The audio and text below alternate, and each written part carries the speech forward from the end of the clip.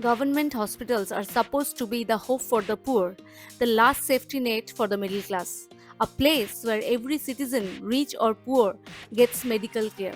But what if I tell you that the system itself is being abused, that even the poor no longer are safe? This is not a conspiracy, this is reality. Many government hospitals, instead of treating patients with ethics, have turned this noble profession into a business. Here's how.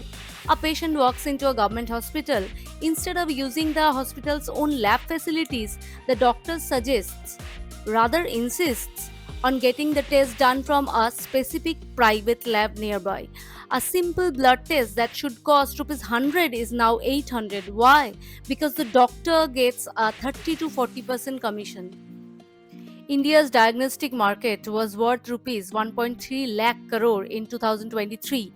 Many local labs survive on referrals and doctor commissions. The same goes for ECG tests and X-rays. Even when hospital machines work, patients are pushed outside. Ever wondered why the doctor at a free government hospital prescribes medicines that cost rupees 5,000 a month? It's because of deals. Big pharmaceutical companies offer incentives like foreign trips, gifts, even cash to promote their brands. In 2022, India's pharma industry spent over 4,000 crore on marketing incentives for doctors. Generic medicines alternatives often cost 70 to 90% less. And the poor, they either buy it by taking loans or don't buy it at all. It's a silent medical disaster. While these doctors profit, the hospitals themselves are falling apart. Toilets without water, ward without fans in 45-degree heat, needles reused, rats and cockroaches roaming freely. India allocated 89,155 crore for health in 2024, but only 1.2% of GDP is spent on public health care. World Health Organization recommends at least 5%. Even hospital thefts are common. In Bihar, an infant was stolen from a maternity ward. In Uttar Pradesh, oxygen cylinders meant for emergency were sold in black during COVID.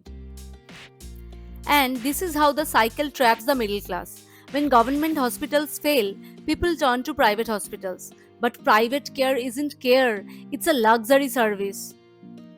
Average private hospital ICU costs 35,000 to 60,000 per day. 70% of Indian families spend out of pocket for healthcare. Medical debt pushes nearly 55 million Indians below poverty every year. Without insurance, one major illness can cost 3 to 5 lakh.